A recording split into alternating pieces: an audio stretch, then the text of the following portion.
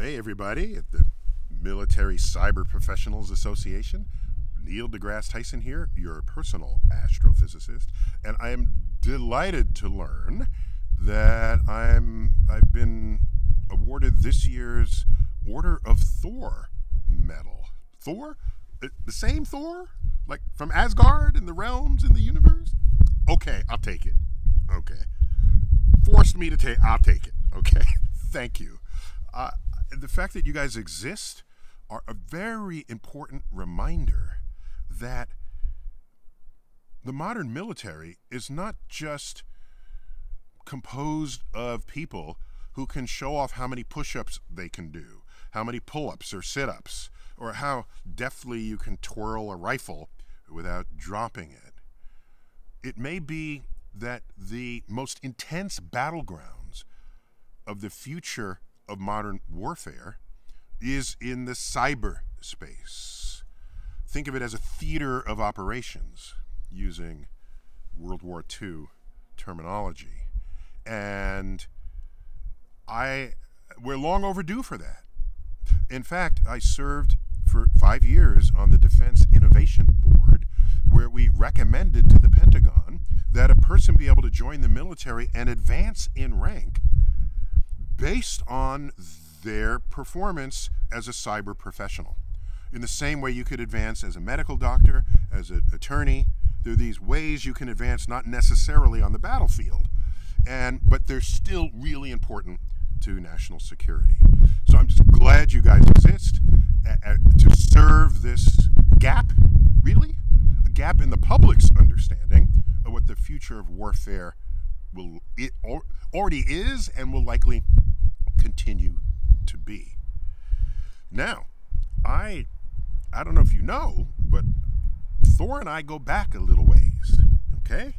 So the fact that this is being awarded at HammerCon, love that.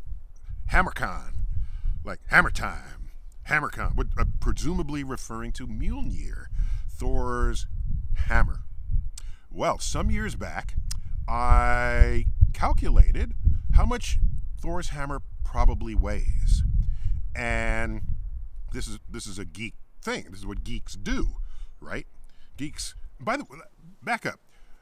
This is how old I am. Decades ago, geeks were like completely abused in high school, all right? Less so in college, but definitely high school. Geeks are the ones who got wedgied and you'd be dangling from the hook and someone would have to pick you up and take you down, okay?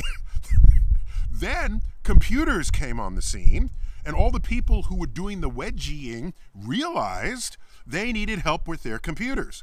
So we all got removed from the hook, and our stock value went up in society. We live in a time where, the patron saint of geeks are people who have made multiple billions in the cyberspace, okay? So it's about time. Revenge of the nerds is what that is, really. All right. So, like I said, this is happening at HammerCon. Here's what I did. In one of the Thor movies, I think the first one, it's announced that the hammer is forged in the heart of a dying star. Well, I'm an astrophysicist. I know all about dying stars. So I got the density of a dying star, a pulsar to be precise. It's a dead star, pulsar, all right? It pulses, that's why we call it a pulsar. But it's dead, all right. Got the density of it. And then got the volume of Thor's hammer, okay? And how did I know the exact volume of Thor's hammer?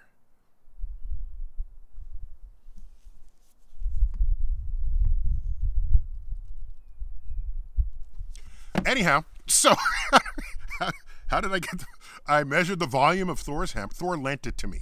It's just temporary for the science experiment. Okay, so then I tweeted, if the Thor's hammer is made of the same stuff as the heart of a dying star as implied by legend, then Thor's hammer weighs as much as a herd of 300 million elephants.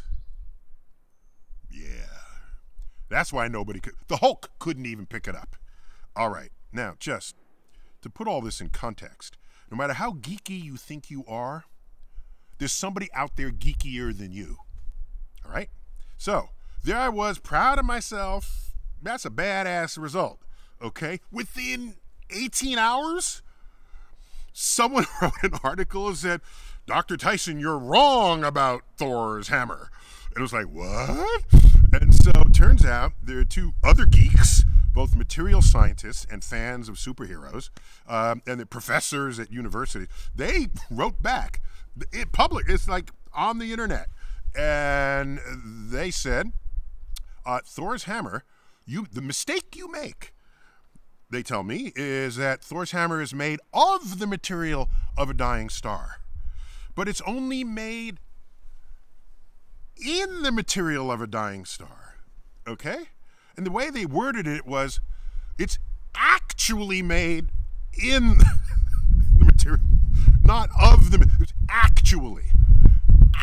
We're talking about a completely fictional thing, but it was actually made within the material of a dying star, not of it. And they cited a 1991 trading card issued by Marvel Comics. I missed that one. Excuse me, okay? And in that trading card, it says, Thor's hammer, is made of the fictional material Uru, and it weighs precisely 42.3 pounds. Okay. I like my answer way better, but I got out-geeked. Pure and simple. Okay? I'm not worthy. I did not know about the trading card. I didn't know. I'm out-geeked.